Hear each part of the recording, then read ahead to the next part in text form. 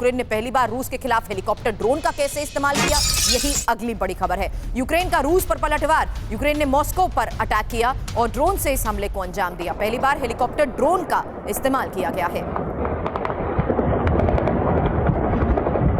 तो ज़ेलेंस्की सेना में हेलीकॉप्टर ड्रोन के बारे में फिलहाल खबर जानिए, क्योंकि बम बारूद से लैस इसी हेलीकॉप्टर ड्रोन से किए गए वार को लेकर यह खबर सामने आई है, जहां नीची उड़ान ये भर सकता है और रडार से ट्रैक करना भी मुश्किल है। हालांकि हेलीकॉप्टर की तरह ये उड़ता है और वर्टिकल टेक ऑफ और लैंडिंग भी संभव है। रिमोट या जीपीएस से कंट्रोल करता है, कैमरे से ये लैस रहता है। ऐसे में जिस तरीके की टेक्नोलॉजी का इस्तेमाल मनीष युद्ध के हालात में हुआ है, वो वाकई चौंकाता जरूर है कि आखिर युद्ध का स्तर किस तरीके से अब दायरा इन्हीं टेक्नोलॉजीज के आधार पर बढ़ता गया है। आज की बड़ी खबर पर अपडेट के लिहाज से आपसे मनीष सवाल कर रही हूं, क्योंकि इन्हीं हेलीकॉप्टर ड्रोन के जरिए सीधे मॉस्को पर वार। बिल्कुल, देखिए, रूस यूक्रेन युद्ध ने दरअसल ड्रोन वॉरफेयर को एक नया रूप दिया, नए तरीके की पहचान दी।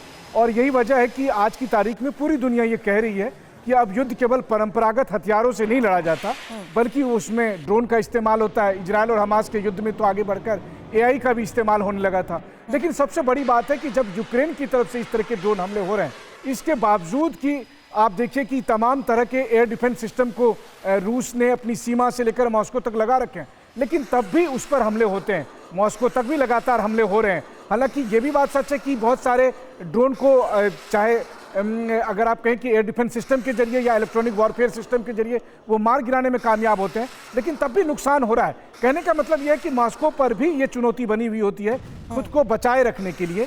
वहीं दूसरी तरफ रूस लगातार सूमी और दूसरे इलाके को दहलाता रहा है, तो युद्ध और ज्यादा प्रलयंकारी हो रहा है। और जो बात आपने कही है उस लिहाज से अगली बड़ी खबर मनीष समझाइएगा, क्योंकि रूसी नौसेना से ये बहुत बड़ी खबर आई है कि कैसे काला सागर में ही परमाणु पनडुब्बी की तैनाती कर दी गई है और अजोव में भी परमाणु पनडुब्बी तैनात की गई है। कुल 3 परमाणु पनडुब्बी को तैनात किया गया है। तो रूस की तैयारी जिसका मनीष यहां पर जिक्र कर रहे हैं, उस लिहाज से ये बड़ी तैयारी, इसका मतलब क्या है? क्यों? क्योंकि 3 परमाणु पनडुब्बी को तैनात करने का फैसला हुआ है और अजोव में परमाणु पनडुब्बी को तैनात किया गया है। पुतिन की परमाणु पनडुब्बी ज़ेलेंस्की की कैसे नैया डूबी, क्योंकि अजोव और काला सागर में परमाणु पनडुब्बी की तैनाती को लेकर यह खबर आई, जहां 3 परमाणु पनडुब्बी की तैनाती के गहरे मायने भी हैं और पुतिन की यूक्रेन के खिलाफ यह नई रणनीति। हालांकि समुद्र से सटे ओडेसा को कब्जे में करने की यह रणनीति है और पनडुब्बी से ओडेसा पर मिसाइलें भी दागी जा सकती हैं। अब दक्षिणी यूक्रेन के दूसरे इलाकों पर भी ऐसे में मनीष दबाव बनाना संभव हो पाएगा?